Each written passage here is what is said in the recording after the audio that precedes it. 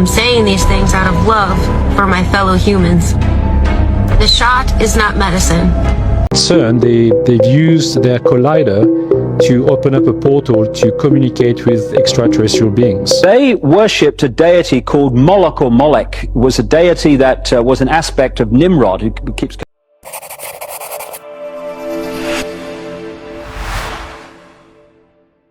Darkness falls and the screen comes alive once again. Welcome to Chill Spot, where the strange and unsettling find their home. Tonight, we bring you videos that will haunt your thoughts long after the credits roll. Viral TikToks, eerie moments, and more. It's all waiting for you. The show is about to begin, so sit back, but keep one eye open. You never know what's coming next. So this is probably one of the most evil women I've ever talked about.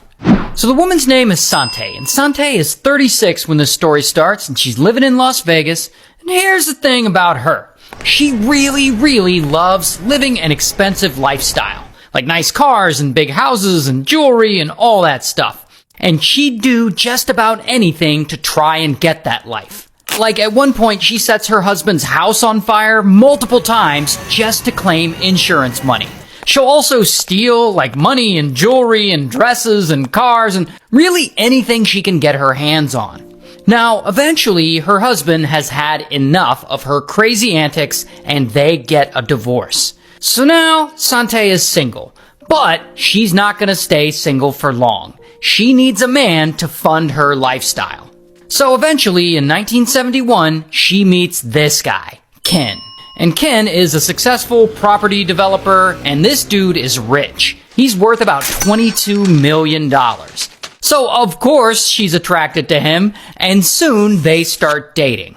And eventually, years pass, and they get married, and they have a kid together. And just like that, Sante finally has access to Ken's money. And therefore, everything she wants. Mansions, cars, and just the lifestyle. But, for whatever reason, this doesn't stop her from being a terrible person. Like, I guess to save money or whatever, instead of hiring a housekeeper, Sante starts smuggling young Mexican women in from Mexico to work as maids. And while they're working for her, she really mistreats these maids. She locks them up, she doesn't pay them. Sometimes she'll even burn them with a hot iron if they piss her off. Like, it is crazy. Now, eventually, one of these maids escapes from her home, and the FBI gets involved, and bam, Sante gets arrested, and she gets convicted of trafficking, and she gets sentenced to 5 years in prison. However, unfortunately, 3 years later, she gets out. So now it's 1989, and Sante decides that she wants to celebrate getting out of prison and travel the world a little. So she pulls her son out of school. Her son is this kid, Junior. And Junior, he's around 14 at this time, and he is the son of Sante and Ken. So Sante pulls him out of school, and together they start traveling across different countries. Mexico and Japan, and across all of Europe. And while they're doing all this traveling, Sante keeps living a pretty shady life, and just like stealing from people, even though she's rich now. And the worst part is that she does all of this right in front of Junior. Almost like she's grooming him to be just like her. And over time, he does end up wanting to be like her. Junior becomes more and more attached to his mom. And eventually, he starts joining in on her crimes and stealing with her. And about 5 years pass. And it's now 1994. And Sante and Junior, they're done traveling now. But it's here that something terrible happens. Sante's husband Ken suddenly has an aneurysm and he dies, unfortunately. Here's the thing about him though. He actually has 2 other adult children from his first marriage. And of course, since he just died, they should inherit some of his wealth. But Sante isn't about to let that happen. She knows that if Ken's family finds out that he's dead, she and Junior might have to give up his money or his properties. I mean, she has no idea exactly what could happen. So she doesn't tell anyone in the family that he died. She keeps that shit a secret. And she quickly has him cremated. And from here, she starts using his credit cards and withdrawing all his money and slowly taking control of his bank accounts. And about 3 months go by, and she finally tells Junior for the first time, like, hey, by the way, your dad died. And she also tells him about her plan to keep pretending that Ken is alive so that she can keep using his money to fund her lifestyle. And surprisingly, Junior is on board. Like, he starts helping her drain his dad's bank accounts and spending all his money. And 2 more years go by, and Sante is still out here spending Ken's money and writing checks in his name and stuff. And that is when this guy notices. His name is Saeed. And Saeed, he's been Ken's personal banker for years. And one day, Saeed notices a lot of strange transfers and spending happening with Ken's account. I mean, dead guys don't usually spend that much money. So he starts looking into it. And pretty quickly, he realizes something shady is going on. And eventually, he figures out that Sante is the one behind it. Now, at the same time, Sante realizes that Saeed knows about her spending Ken's money. And she knows this is really bad for her. And she decides that from here, the only thing she can do is murder him. So in 1996, Sante invites Saeed over to her house for coffee. And she's pretending she just wants to clear some things up. So he comes over, and while he's there, she and Junior roofie him, and while he's passed out, they drown him in the bathtub. Then Junior takes his body and he dumps it in the ocean. And just like that, the problem is solved. Then Sante and Junior move from Las Vegas over to Florida. And there they continue living off Ken's money and stealing from other people as well. And years pass. And eventually these two have successfully spent all of Ken's money. Like, there's nothing left in his bank accounts. All that's left are a few properties that he owned. So they decide to cash in on those too. Now, one of Ken's houses in Vegas is actually under a different guy's name. This guy, David. Ken apparently put it under David's name because I guess he was trying to hide his assets from the IRS or something like that. But anyway, Sante ends up forging David's signature in order to take out a $280,000 mortgage on that house. And this actually works. The loan gets approved and the bank gives her the money. But then her greedy ass goes and sets that house on fire, hoping to collect some insurance money on it. Now, after that, David finds out about the mortgage and the fire, and he immediately knows that Sante's the one behind it. So he goes straight to the bank, and he reports all of this fraud. And the bank ends up halting Sante's insurance payment. So Sante gets super pissed off. And from there, Junior gets a gun, and he goes over to David's house, and blam, he straight up shoots him and kills him. Then he wraps up the body and he dumps it in a nearby trash bin. Afterwards, he and Sante leave the state and they flee all the way up to New York City. And there, in New York City, they end up renting a townhouse apartment from an 82-year-old woman. And I guess she lives there too. So I think they're just renting out a room in her townhouse. And while they're living in this woman's place, they start wiretapping her phone to collect personal information from her. And eventually, they use that information to get a copy of the deed to her whole townhouse apartment. And Sante forges this woman's signature on a deed transfer, and they transfer ownership of the place to a corporation that Sante set up. Then, one day, out of nowhere, Junior attacks this poor woman with a taser in the townhouse, and then he strangles her to death. And after that, he dumps her body in a trash bin over in New Jersey. Yeah, it's crazy. These guys have gotten away with so much so far, it seems like they're just never gonna get caught. Until a few hours later, people close to the woman notice that she's missing, and that's completely out of character for her. So they contact the police, and police start investigating. And it doesn't take long before they connect everything back to the two people living in her townhouse, Sante and Junior. And eventually they catch up to both of them, and bam, they get arrested. Here's Sante's mugshot. Also, here's Junior's mugshot. And ultimately, Junior takes a plea deal and he gets sentenced to 125 years in prison, while Sante goes to trial, she gets found guilty, and she's sentenced to 120 years in prison. Shout out to Ray Williams for kicking off today's video with a great one. Really liked that story and wanted to share it with the fam. If you have not yet joined, do hit that subscribe button so you never miss great content like this, and leave a like. I'm saying these things out of love for my fellow humans. The shot is not medicine. It is an intro-body nano network administered through. What they're finding in people are not blood clots. It is self-assembling, self-replicating nanotechnology. Lipid nanoparticles that have been modified on a molecular level, wrapped in pegylation, polyethylene glycol, one of the components that can be used to make hydrogel. The lipid particles are modified to be more sensitive to heat and frequency. When placed in the human body, they become excited from the heat, and that excitement, they vibrate. With that excitement, magnetofection is created, and the particles slowly drift towards each other, hence self-assembly. This intrabody nano network is the first step to make the human body a device linked into the Internet of Bodies. The shot also changes human DNA, rendering the person a GMO owned by a corporation.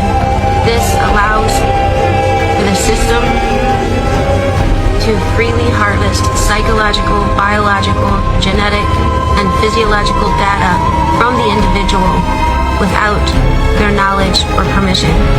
They are now products owned by the corporation that gave them the poke.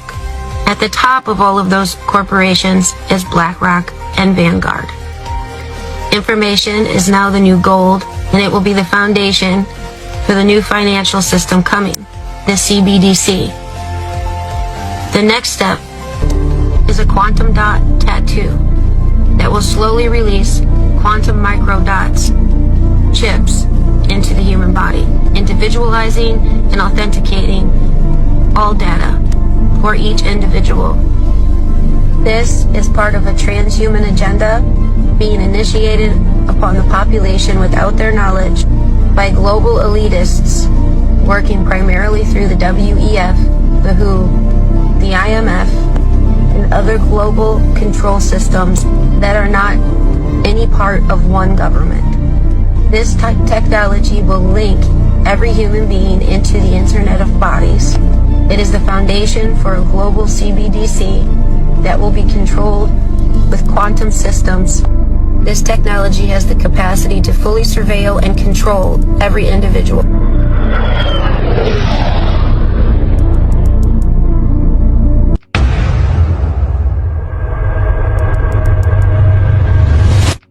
This is not prophecy, but prediction. If this was predicted 27 years ago, somebody knew something.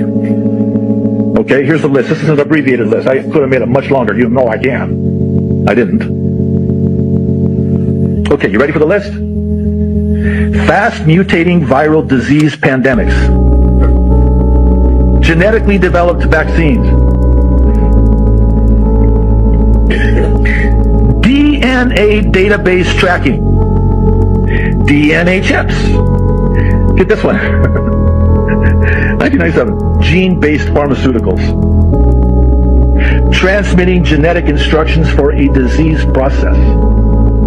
How about this one? You ready for it? Wait for it. Artificial intelligence to determine gene patterns. 27 years ago, who had heard about AI? Apparently they had. How about this one? Robots for doing genome sequencing. And then, this one blew me away. Using recombinant DNA for making spike proteins. 1997? It gets even worse. Smart homes. They have a whole chapter on smart homes / smart cities. This one will absolutely floor you. It did me. In 1997, and this is, you can do the word search and research yourself. They predicted, not 2025, but by 2020, that people would be working from home virtually. Oh, come on. Nuclear devices causing widespread contamination. Nanotech devices. This stuff was never even heard of. Digital currency. And last but certainly not least, vaccination programs. I'm sorry, I gotta chuckle, because if I don't, I'll cry. Vaccination programs run by organizations like the World Health Organization for a global killer that has yet to emerge. First printing, February 1997. Have to say some of these predictions are allegedly said to have come true, but as I always say, do your research, and these videos are for entertainment and educational purposes. All in all, stay safe out there because the world keeps getting crazy. But it is going to bother you because you're human, and I was human. I am human still. But I was just referring to myself in the past. Not that I was not human.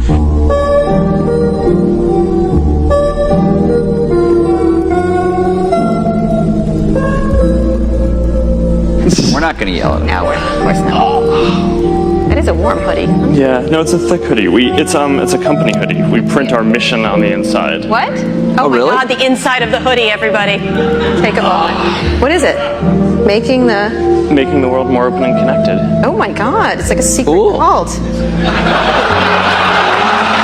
at that, making the world open and connected. Stream graph platform, and this weird symbol in the middle that is probably for the Illuminati. Oh, 2010. No, it's 2010. Oh no.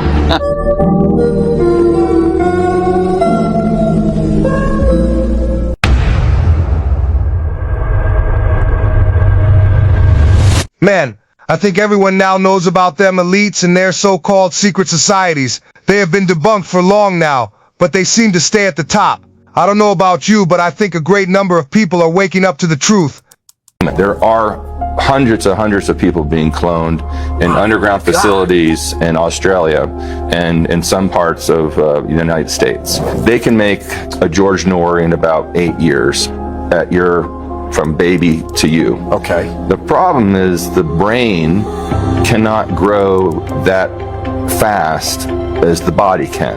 What happens to the human soul, Emery, in this kind of situation? Does the clone have a separate soul? We've all heard about cloning, but what if you or your friend or someone you met is a clone? Would you even know it? Welcome to Cosmic Disclosure, Emery Smith. Hi, Emery. Good to see you again. Good to see you too, George. Thanks for having me. These clones, that could be just about anything, all walks of life. They could be ETs, they could be humans that are cloned. What do we know about that? Well, cloning's been done before I even came along. They've been cloning animals for quite a while, and in the hybrid programs that I was associated with, they were cloning not only species like plants and animals, but they were also regenerating tissues of extraterrestrials and growing them and then cloning them. And then they started cloning humans a very long time ago. It's interesting now that in the news, after talking about this a few times, that now they're coming forward. China just has been doing it forever, but in their underground facilities, cloning people and cloning, of course, you heard about, they cloned their first primate. And hey, they can clone a primate. This verifies what I'm talking about. They can definitely clone a human. And they're also growing humans for organs. And there's a big controversy behind this. But clones are everywhere. Human, extraterrestrial, they're wandering all over.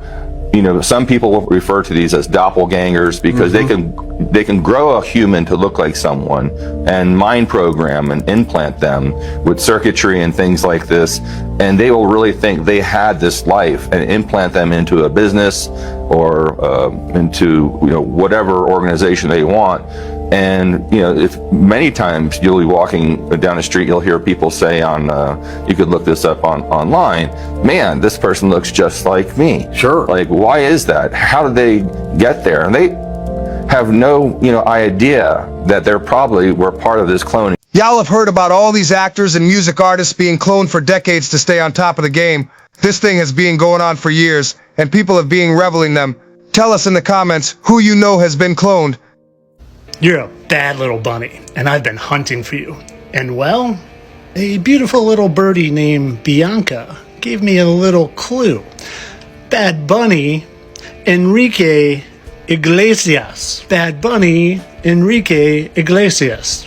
Bad Bunny, Enrique Iglesias. Iglesias, who is very fond of bunny ears and made sure to post "It's coming" while wearing those bunny ears. Enrique Iglesias, who just happens to share the exact symmetry to Bad Bunny. Lips, nose, exact eye and eyebrow placement, even the hairline seems to be matched if he would just grow his out. And this goes down to more than even symmetry. Look at the exact same peaks, almost like a Batman cowl in their lips, in the same lower lip, and even the same crevice in the middle of their nose. Wow. What, as I say, an amazing coincidence. And then again, a perfect symmetrical match. The eyebrows, the eyes, the pouty little lips with Batman bunny ears on them. And well, maybe you don't know this about me, but I am a movement specialist, a kinesiology master, and I broke down human movement for 20 years. And well, it appears they both have rotated externally tibia and fibula to their quadricep, which will cause them to swing that leg out as they walk. Right there. Like I always say, they always like to tell us what's coming, and they always give us the truth in plain sight. Here's Mr. Agenda-pushing, 666, all-seeing eye, duality of black and white, and one-eye symbolism on SNL. Have a listen. See if you notice anything. Before we start, can I say one thing? Sure, Enrique, of course. Excuse me? Baking powder? Can we hear that one more time? I say one thing. Sure, Enrique, of course. Sure, Enrique, of course. Enrique, of course. But some of you Bad Bunny fans out there might not be convinced. So I went ahead and found a few things for you, like that seemingly mark on his face right there. Oh, that just lines up like right exact in the same spot. Almost like that has been removed and left some sort of scarring. Or maybe on the other side of their face, how there's a mark there and a scar. Do you see that, a mark and a scar? It kind of looks like that mark. You know, right there. And a scar. Wow. This one brought me great pleasure because I can't stand this deceiving, lying, fallen angel. Entertainment only, though, of course. Bianca, you're the best. They worshipped a deity called Moloch or Molech. It was a deity that was an aspect of Nimrod, who keeps coming up everywhere, of course. And what they used to do is sacrifice children to Moloch or Molech. They put them through the fire. And in the Old Testament, you see prophets condemning the people for putting their children through the fire to Moloch or Molech. When I've talked to contacts, therapists and what have you around the world who work with satanically abused people, what those people tell them is that, again, when they're sacrificing children, the deity in the modern world today that they use to sacrifice them to is Moloch or Molech. Same seamless stream.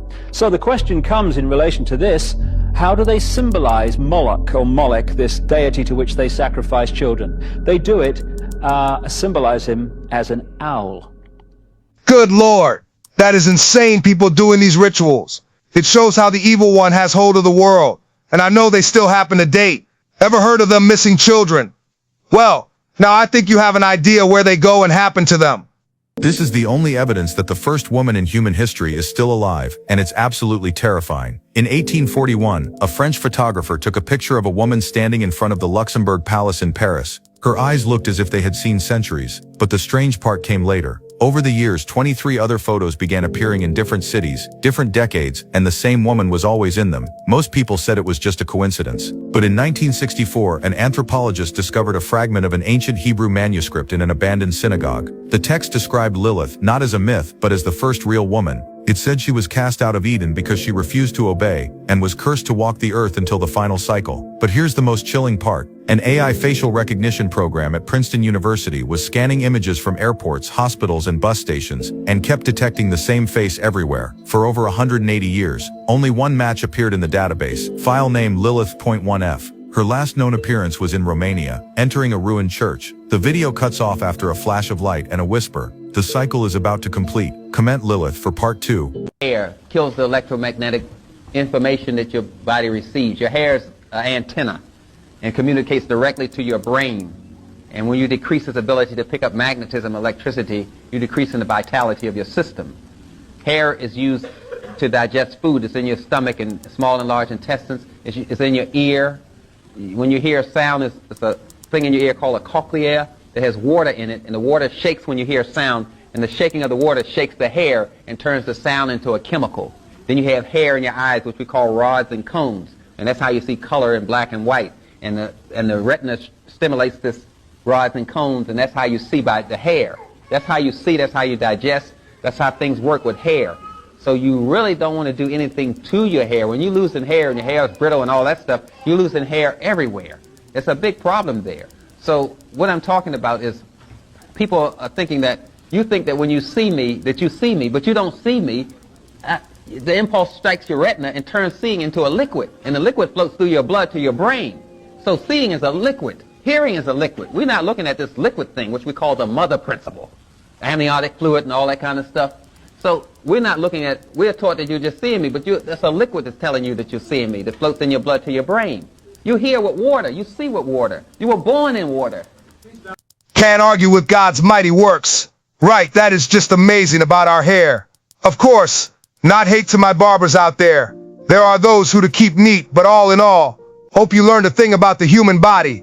Let us continue.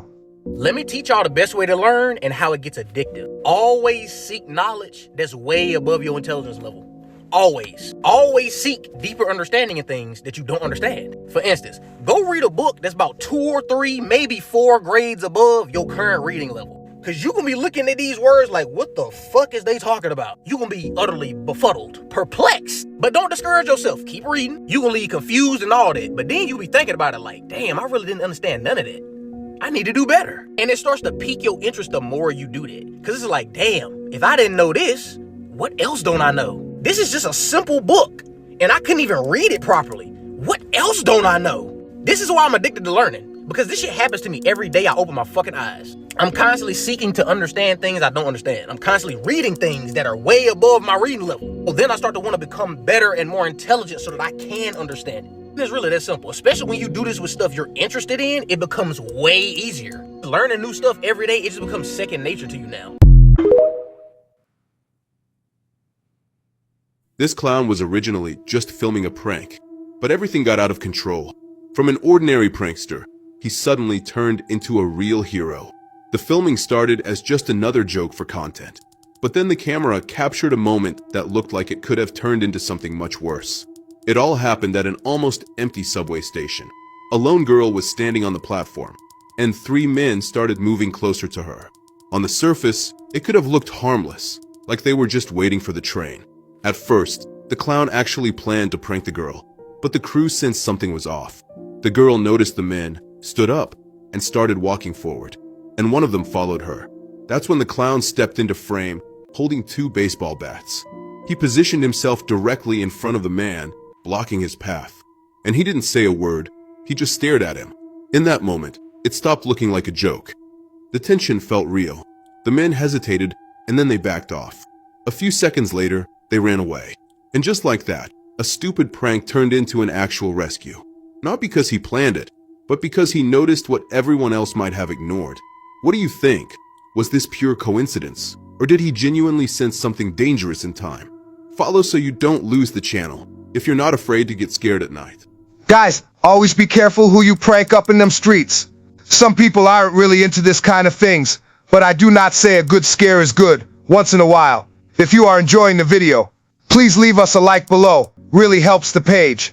CERN, they've used their collider to open up a portal to communicate with extraterrestrial beings. Wow. And one of them are the occupants from 3i Atlas. To be clear, CERN already has a room and a technology to open a portal to talk to extraterrestrials. Yes. But recently, they also used it to communicate with the beings on 3i Atlas. That's correct. Okay, go yes. on. So those beings introduced themselves as such, like that we are the occupants of this object, and they did not show up physically. They show up as holograms. Now, they apparently showed up as holograms. They looked tall, that's what she said, and they communicated telepathically with every single scientist in the room. Wow. And they all got the same message, which is that they are coming in peace, and they're just trying to come over here to gather all the star seeds of this planet. So when you remote viewed, did you pick up on that intention as well? Yes and no. I believe that the direct reptilians, will be coming to Earth, but as to know what the exact intent, that I could not really say. Well, this is an extraordinary development. It is. You remote viewed 3i Atlas. Did you do that on your own, or were you tasked with this assignment? I was tasked by the same intelligence people I'm working with to look at the object, because they also had concerns. But what I saw as a remote viewer was a mothership with occupants on board, and they were mostly direct reptilian occupants. Okay.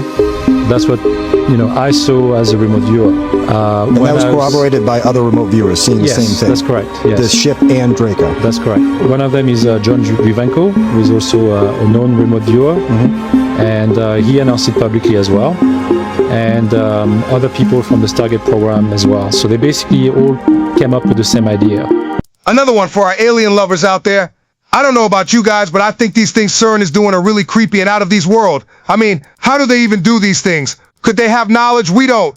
I asked his age. He was quite handsome and youthful, appearing to be middle-aged. His companion on board looked slightly older, but was also in very good health. They answered that one was about 600 years old, as we measured time, and the other was over 900 years old. They knew over 500 languages, and were learning ours, and improving upon them all the time. Whoa. This lines up with a lot of the sort of space brother claims from the 1950s to 70s that these beings were actually from Venus. And again, maybe this is just what the being is telling us so that we have a reference. But that's what they were telling us at the time, according to these stories, that they were from Venus and that they were indeed like 5 to 7, 8, 900 years old. I'm reminded also of A Stranger at the Pentagon, the story about Valiant Thor, this other Venusian that aided, Pentagon officials in warning them about, the hazards of nuclear testing, etc. Cavalry evidently were chasing some bandits, and they entered this cave. They were holed up in a cave, and what they found in there was flying discs and little gray guys and all kinds of weird things, and they didn't know how to explain that, and they wrote them down as best they could. It's been in secret archives ever since, down by the Truth and Consequences area of New Mexico. Created 1954 treaty where Eisenhower signed a pact with the known alien species at the time. There were 3 at the time, and said that we're going to deal in high technology, but you can take a few head of cattle and a few human beings and you can experiment on them. It's unthinkable. Stuff straight out of the Nazi death camps, and I'm kidding you not. It's plain BS, and it's got to stop. No doubt we'll be seeing them alien videos more and more since the disclosure, but really find them quite interesting and a topic to look out for. Drop a comment below and let us know if you have seen any aliens in your home, and let us continue. Is there any internal protection for the crew? Does the craft generate a gravitational field inside the craft itself? Well, the craft generates its own gravitational field. Being inside that field essentially doesn't shield you, but essentially you're in, and this is a terrible way to say it, almost in a different realm, because you're now influenced only by that gravitational field. For instance, people wonder how a craft like this can make a turn at such high speed, a 90-degree turn. when they would imagine people slamming up against the wall or something to that effect. Well, that really wouldn't happen. Inertia would have no effect. You're in a distortion, and don't forget that gravity distorts time and space, so really nothing is going to influence you while you're in there.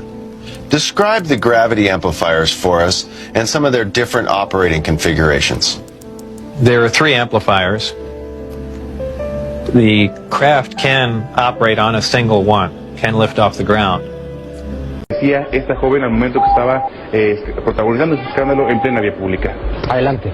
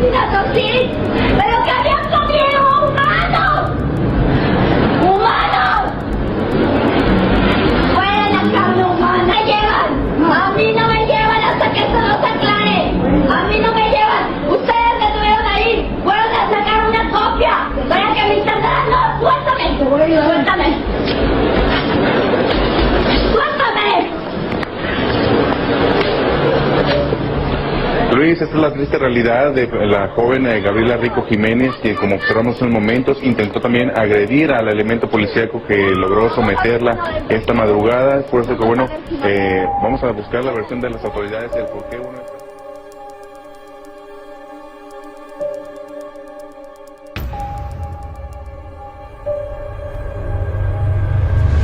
Felt really sad for that young mother.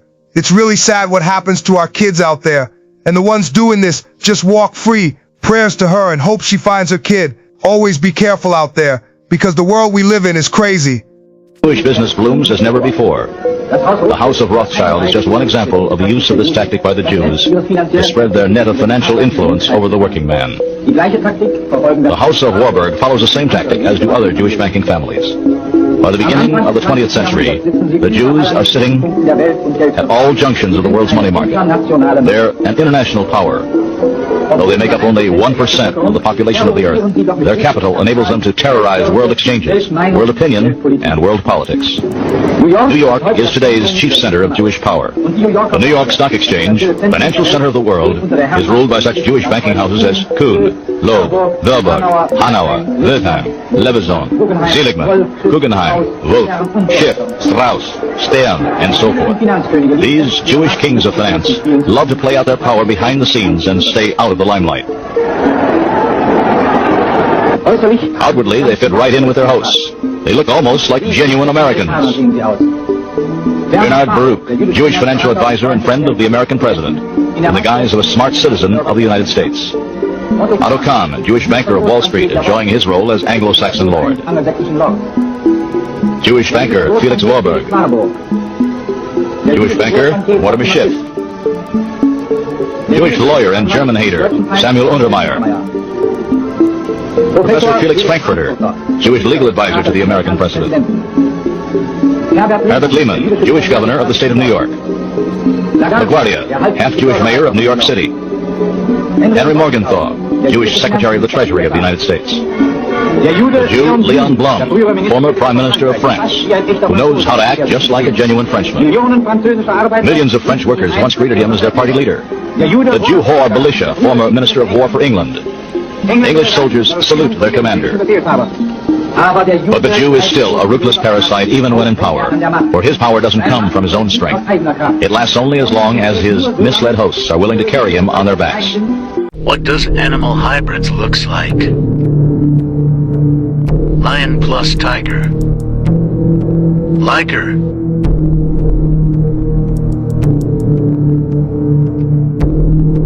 Husky plus Spitz. Pomsky.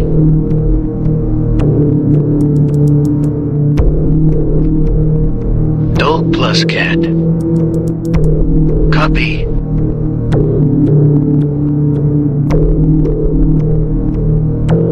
Polar plus grizzly bear.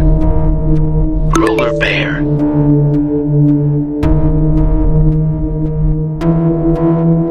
Dog plus pig.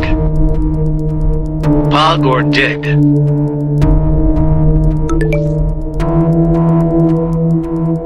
Jaguar plus lion. Jaglion.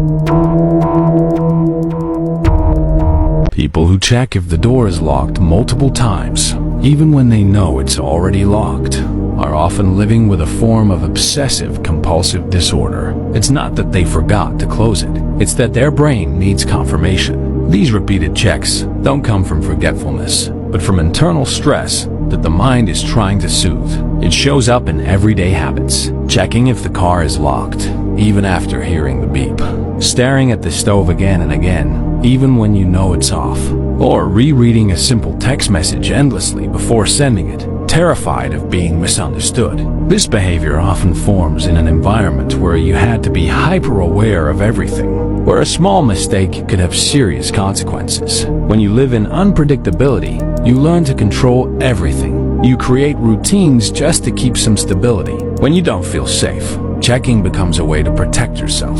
It's not just a reflex, it's a way to hold on to a little bit of control. And you imagine that the empath, the one who has borne the pain of others for so long, will strike back with the same cruelty they have endured, but no resentful empaths do not raise the sword.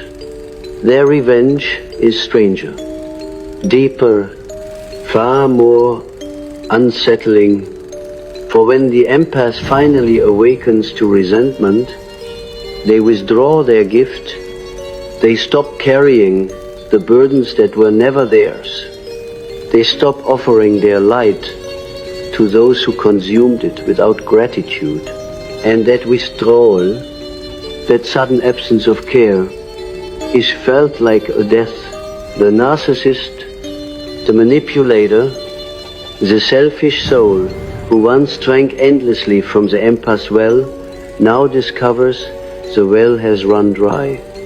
That is the revenge of the empath, not vengeance through violence, but vengeance through absence, where once they absorbed wounds, they now reflect them back, where once they gave, they now withhold, and in this withholding, the other is confronted with a terrifying truth.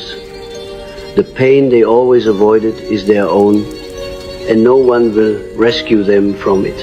This is why the resentment of the empath is so dangerous. It is not a storm of rage, it is silence. It is the quiet closing of the heart's gate, and to those who thrived on the openness of that heart, such silence feels like exile. You see, the empath does not become cruel, they become just, and justice for those who fear their own reflection is unbearable. But beware, for the empath too must tread carefully. To live in resentment is to poison one's own waters. If the empath merely inverts their gift into bitterness, they remain chained to the very oppressors they sought to escape. The true transformation lies not in revenge, but in recognition. Those videos were funny, right? Anyway, it tells us on how some people are and thought to throw it in there for your self-learning. I saw most of you watching are not subscribed. What are you waiting for? Hit that button so you don't miss out. At some point, people are going to realize this. Overthinkers are actually some of the best people to be with. I know overthinking can be annoying. Even we know that, and we're fully aware of it. But here's what most people don't see. You will never meet someone who cares more deeply about you than an overthinker. An overthinker gets attached quickly, not because they're desperate, but because once they care fully. They're not looking around or keeping options open. They're focused on you. Their mood is often tied to yours. If you're off, they feel it. If you're quiet, they notice immediately. And instead of ignoring it, they'll try, sometimes too hard, to make things better for you. Many overthinkers have been hurt before, and that pain is exactly where the overthinking comes from. It's not drama. It's protection built from experience. So if you choose to be with one, you have to understand that reassurance matters more than you think. They'll question things and need reassurance sometimes. Not because you did something wrong, but because it quiets their mind. And here's the part most people don't expect. You can't hide much from an overthinker. You can say, "I'm fine," all you want, but they'll hear it in your tone, see it in your mood, and feel it in the silence. Overthinkers don't love casually. They love carefully, deeply, and honestly. And if you're patient with them, you'll have someone who notices you in ways most people never will.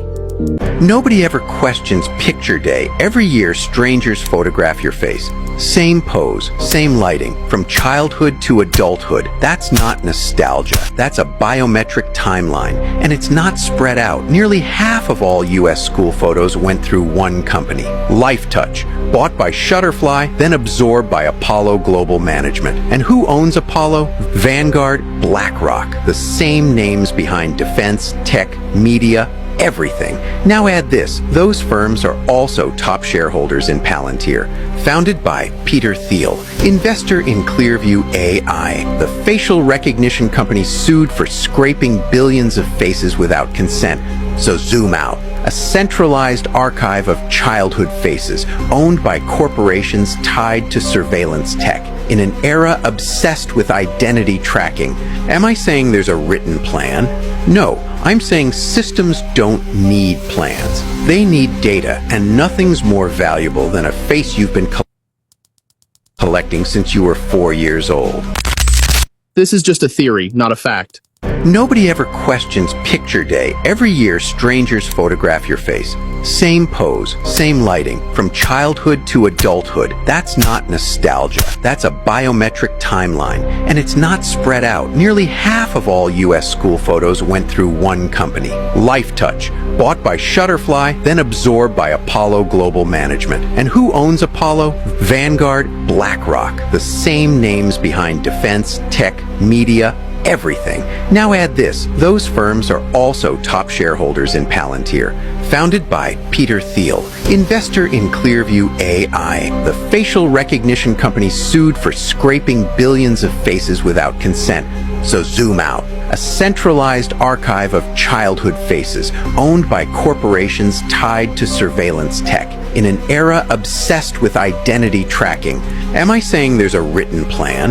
No, I'm saying systems don't need plans. They need data, and nothing's more valuable than a face you've been collecting since you were 4 years old. This is just a theory, not a fact. I want someone who's happy to be with me, someone who's scared of losing me, someone who's proud to show me off, someone who loves me with all of their heart, and someone who's excited to share the rest of their life with me.